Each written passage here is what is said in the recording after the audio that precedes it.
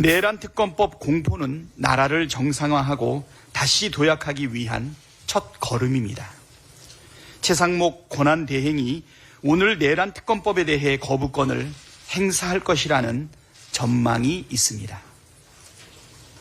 만약 오늘 거부권을 행사하면 최상목 대행 체제에서만 7번째 거부권이고 대통령 권한 대행으로는 역대 최다 기록 경신입니다. 25회의 거부권 기록을 가진 내란 수계 윤석열 다음으로 많습니다. 내란 특검법은 더 이상 거부해서도 안 되고 더 이상 거부할 수도 없는 국민의 추상 같은 명령입니다. 최상목 대행은 그동안 해야 할 일은 하지 않고 하지 말라는 일은 골라서 하는 행태를 반복하고 있습니다. 헌법상 의무인 마은혁 헌법재판관 임명, 법률상 의무인 상설특검 추천 의뢰는 지금까지 하지 않았습니다.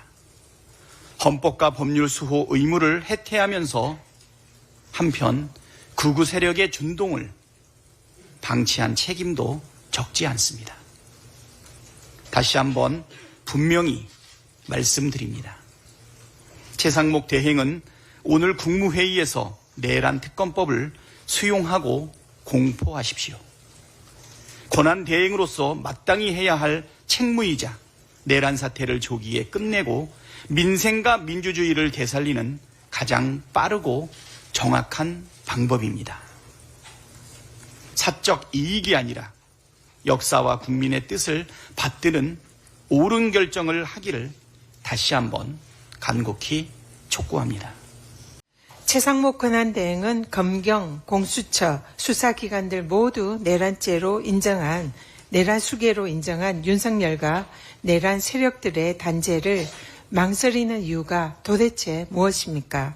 특검 수사의 칼날이 자신을 향할까 봐 두려운 겁니까? 최 대행은 내란 사태에서 떳떳하다면 내란 특검법 수용을 더 이상 미루지 말고 오늘 국무회의에서 즉각 특검법을 공포하십시오. 이번 특검법은 국민의힘 의견이 전폭적으로 반영된 법안으로 사실상 여야 합의 법안입니다. 법무부도 제3자 추천 특검 법안은 위헌 소지가 없다고 인정했습니다. 최 대행에게는 내란 특검을 거부할 아무런 명분이 없는 것입니다.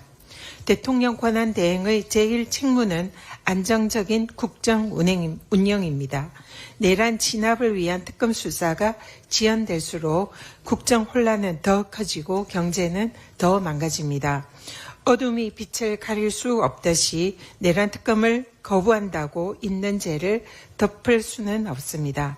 최 대행은 대한민국 회복을 외면하고 내란 세력과 한 통속이 될지 아니면 국민과 역사의 편에 설지 오늘 결단하기 바랍니다. 정부가 오늘 국무회의를 열어 내란 특검법 제2요구안을 상정할 것으로 보입니다. 최상목 권한대행이 이를 제거한다면 7번째 거부권 행사입니다. 대통령 권한대행으로선 역대 최다입니다. 앞서 민주당은 정부와 여당이 위헌이라고 우겼던 내용까지 빠짐없이 수정해 법안을 의결했습니다. 가장 논란이 됐던 특검 추진 방식은 물론 수사 범위까지 여당 법안을 사실상 그대로 반영했습니다. 수사 인력과 기간 역시 기존보다 크게 줄였습니다. 최 대행은 거부권을 행사할 명분이 전혀 없습니다. 국민이 지켜보고 있습니다. 오판하지 않길 바랍니다.